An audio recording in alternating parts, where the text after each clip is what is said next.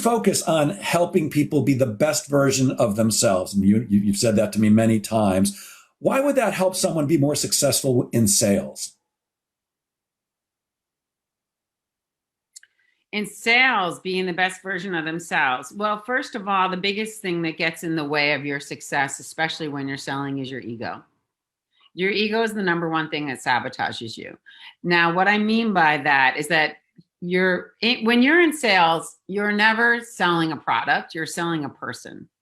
Okay? You're selling a human on whatever it is you're selling. You could be selling houses, you could be selling widgets, you could be selling cars, you could be selling whatever you want to be selling. Doesn't matter what the real product is. I mean, it matters that you understand it, you've got skills. But the key is that you're selling another human. You're selling something to a human being who's got to make a decision on whether they want this thing that you're selling or not. And humans are complicated, and you're complicated. And so usually what gets in the way is yourself.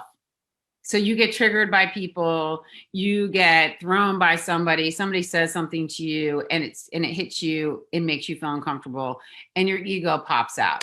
And when your ego pops out, one or two things usually happen. You either shut down and stop speaking and, feel badly and, kind of maybe self-sabotage the situation, or you rise out and attack.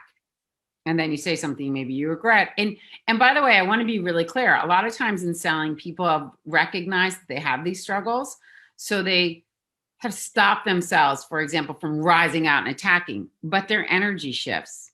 And just the energy shift is felt by the person in front of you. And by the way, that person can be on the phone, they can be on a Zoom, they can be in a text. They feel the shift in your energy. And that subtle shift changes the trust. And once the trust is shifted, our ability to close the deal shifts too. So in sales, evolving into the best version of yourself means healing yourself so that you don't allow those sabotages, you don't allow those triggers to come from those people. And let me just clarify something around a trigger. A trigger is what we call those buttons, that people put on their chests. It's like, oh, that person knows how to hit my buttons. People create this visual of putting a button on your chest or somewhere in your body, and that there's someone who knows how to hit it. Well, you're the one who put the button there. No one put the button there. And you're the one who can take the button away. So there's no automatic buttons. Any buttons on you are yours to own, yours to heal, and yours to remove.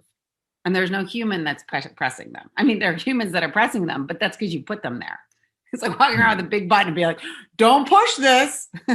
Yeah.